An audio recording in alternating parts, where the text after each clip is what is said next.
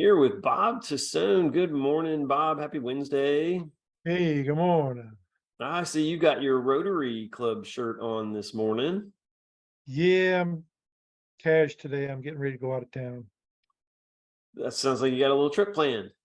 Yeah, gonna cool it up at Cape Cod, Cape Massachusetts. Cod, no kidding. All right, well, that's where my family is from, man. Where are you going Oh, on Cape really? Cod? Where are you going there? Oh, What's your we destination? go to South Yarmouth. South Yarmouth. All right. Yeah. Well, So, so we're getting off subject here because we're going to be talking a little bit more about insurance premiums and so forth. But here we're getting into the personal side of things. My dad grew up on Cape Cod, grew up in Sandwich, oh yeah, Massachusetts. you go through Sandwich to get to South Yarmouth. Yeah, it's like right there at Yeah, the entrance. You got two bridges. So Cape Cod is yeah, really yeah, an island. yeah. People don't Yeah, know the that. Bourne Bridge and Heck of yeah, it's that whole thing. Yarmouth yeah. is like down here at the Yarmouth is about halfway before the curve yeah. of the I got Cape. you. Yeah. Man, it's beautiful up there, and this is a great time of year to And get up. it'll be about 10, maybe 15 degrees cooler than it is here. I'm sure. And you got cool Atlantic Ocean breezes coming Usually pretty onshore. good. Yeah. That's great. I've been looking. I love Williamsburg, and I like living in the South because I was born in New Hampshire and don't really remember it that much, but we learned to ice skate on the frozen ponds that were in New Oh Hampshire, yeah. and somehow or another we learned to swim in these frozen ponds as well. Of course, they weren't frozen when we learned to swim, but I have a feeling if I went back in there now, I would feel like you got to be kidding me. I swam in this, but They stay it's pretty cold year round. yeah year round. I Yeah. mean, it's just the 55, 60 degrees tops. right. So we loved it when we were little kids, though, I guess, Oh and yeah, it'll cool you off for sure. yeah. But I mean, right now we're having some heat right now in Williamsburg, and it would be nice to kind of get up there to some cooler weather. So I'm a little jealous that you're getting to take that trip. I've still got family that still lives up there. So do I. That's why we I go tell up you there. what, while you're up there, Got lots of family up there. go to visit Yak Arts on the route. And I think where's Yak Arts? He's that's my Uncle Bob's place, and it's just this kind of cool eclectic shop. He's got all kinds of crazy stuff. So what town is it in? Um, Well, you can tell me later. I gotta Google it. I'm gonna have to Google it. Google's a wonderful thing. I can't think of the name of the town right. Yak Arts International, Orleans. He's in Orleans. I don't know if you'll get out that far, but I worked Okay. for him one summer. It was like a gift shop, an art shop or something. It's a kind of eclectic gift shop. It's just a Yeah, mix of they're all stuff over the from place all up over there. the That's world. yeah. But He they collects. got plenty of that stuff up there. I mean, it's everywhere. Oh yeah, I mean it's a good place because people come out from Boston, and go check things out, and they got to get out there for a little getaway and stuff. I worked in Provincetown. Oh yeah, that's way out. Yeah. That's all the way out there at the end. It's an artist community, and it's definitely different. Yeah. But yeah, just Cape Cod's a cool place. Well, I'm glad you're getting to go up there. That's pretty cool. I look to hear from you. I look to hear about your adventure when you get back. Okay. Sounds good. Today, you want to talk a little bit about we're subject matter of inflation. Fortunately, the Fed has done some things here with interest rates, and they're playing their little voodoo science with mortgages. Sorry, Fed does not affect mortgages, but mortgages are affected by what the Fed does. So, and the other magic sauce that they do, which quantitative easing. Anyway, so we got inflation that had peaked, and now it seems to be kind of coming down and being managed a little bit, but inflation is still a little higher right now than we traditionally like it to be. Costs are up on a lot of things. Price of eggs, I will say, which had reached like $3.50 a dozen a couple months ago. It's down to about $1.20 again. So thank goodness we got the cost of eggs. Price of eggs is a little bit better under control. But how do people manage and keep their things under control for their insurance premiums? And I'd love for you to take that. Everybody worries about their rate being increased, and with different kinds of insurance. And this time we're talking about homeowners insurance mostly. And so in 2022, the inflation on asphalt shingles was 17.7%. On concrete, it was 18.8%. On copper pipes, it was 12.8%. On drywall, it was 20.5%. And so when you talk about having homeowners insurance and your house is damaged or destroyed, these things need to be purchased to rebuild your house or to repair your house. And so the cost of everything is up, and that's why it costs more to buy a house and it costs more to fix the house. If Yep. there's something that happens to it, the insurance company, when they increase your premium, they're usually increasing it because they're increasing the amount of coverage that's there to rebuild your house. In other words, if your house is insured for 250,000 and they say, well, now it would take 300,000 to repair it, it may not be a rate increase that causes your premium to go up. More likely, it's the amount of the insurance that's being provided on your house Right. has gone up. And you can't do anything about that. They're not going to underinsure your house. So, I mean, you can shop around, you can call different places, but the cost of everything is going up, and the valuation on your house to rebuild it is going up. And that valuation is usually higher than the cost of buying a house that's already been put together and is on the market. And we've So, seen that. It's kind of been that trend over the last few years. Cost of building is higher than cost of buying, so in many cases. yeah. But there are little things that you can do within the scope of the what you provide for insurance that can help mitigate some of these Well, costs. the biggest thing to look at, first of all, I've talked about this before. When you make a claim on your homeowners or your automobile insurance, the insurance company understands this, and they can tend to try and get that claim back to you in premium. Yeah, And especially if you have repeated claims, they will really sock it to you on that makes rate sense. because you're making claims. And so if you have the highest deductible that you could stand to have will not only lower your rate, but it will also reduce the temptation to make a small claim. Right, that makes sense. And those small claims can affect you just as badly as the large claims when it Okay. comes to rate. So I suggest, it used to be it was a $500 deductible or $1,000 deductible. Now I usually start at $2,500 deductible. If it's a larger property, a larger house, like $500,000 home or more, I'll do a $5,000 deductible, or even a $10,000 deductible if it's a really large home purchase. Okay. Okay. And that helps. Because I mean, if you're buying a house for $700,000, you should have $10,000 in an emergency fund.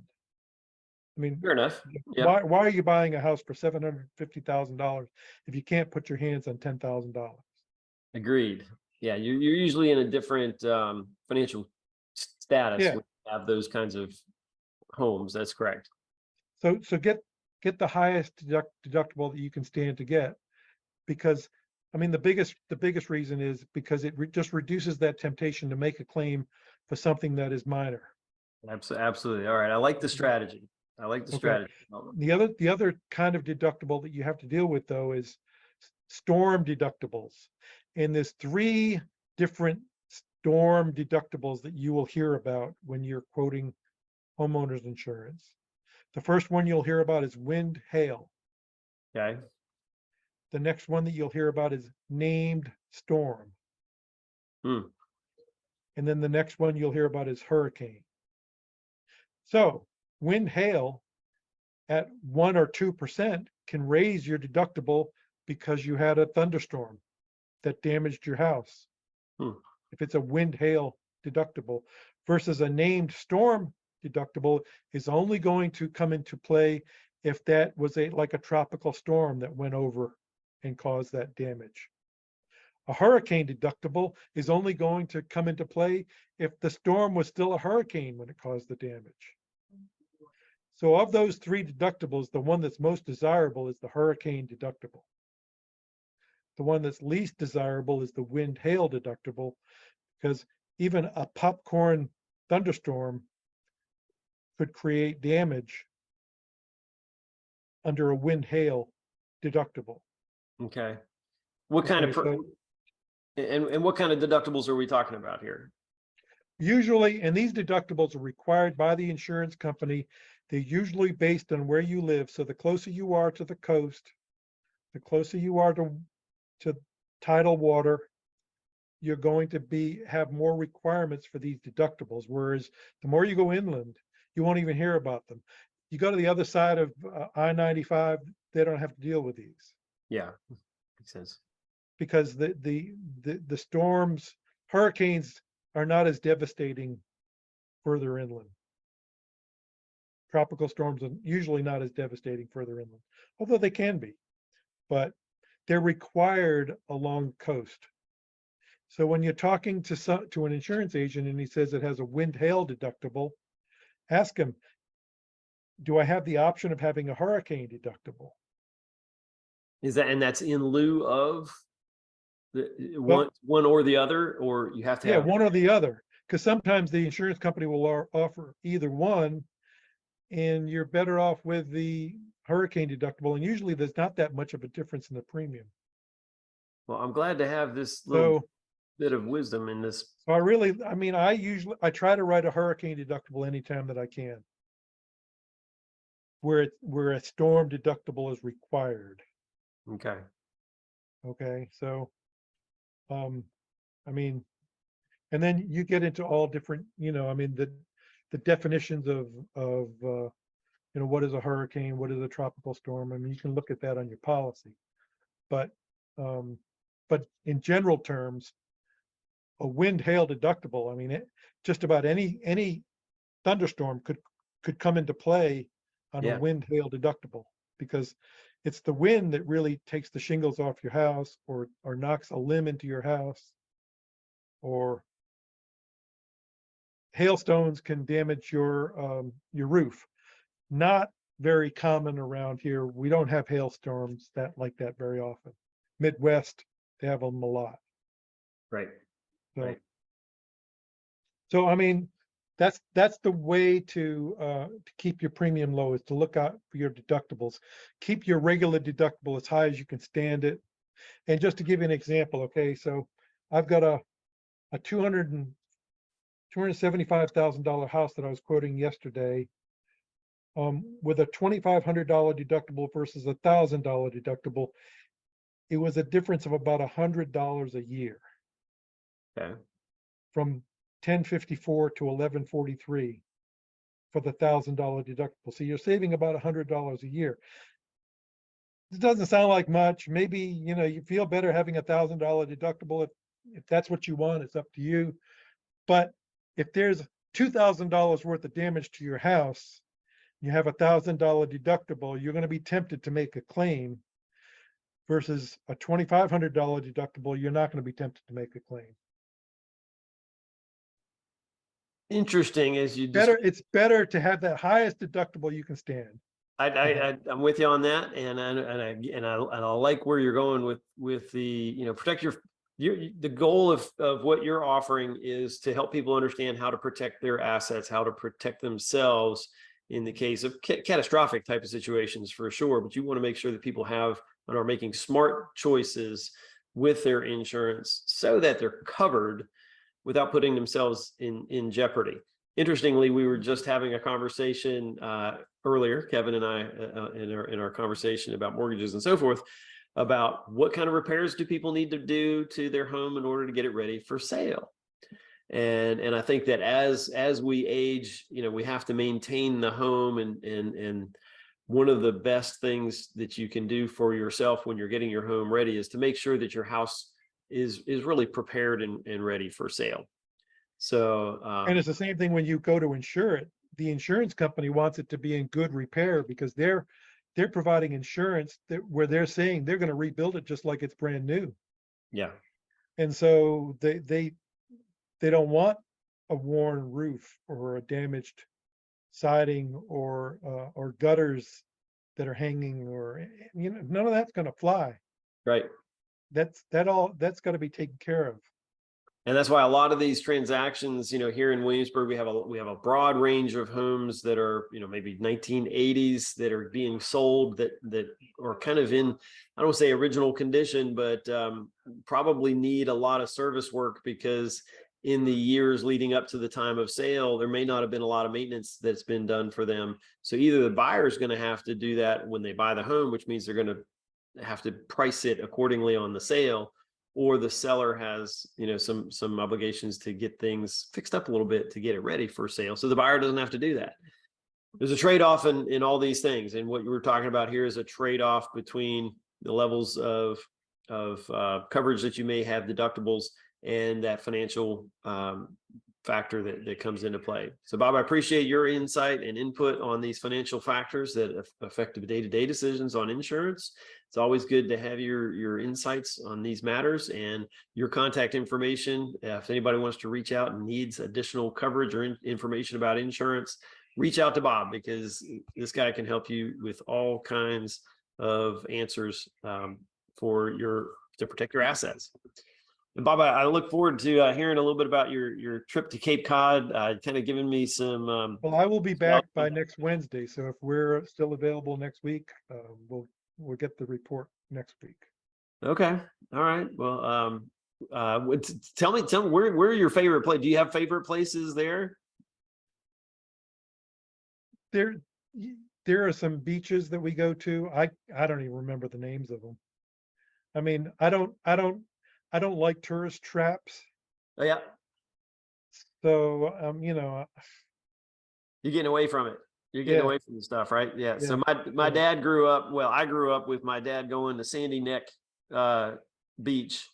He loved to go fishing. Like, his thing was fishing, and he'd fish in the canal.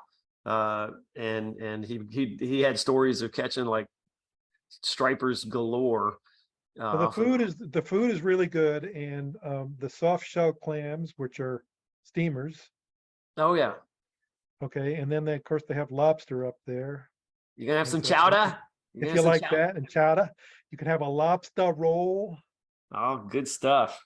Good stuff. All right. Well, I can't wait to hear about it. I look forward to all the stories, man. All right, thanks, John. Safe travels. Talk to you soon. See you later. Bye.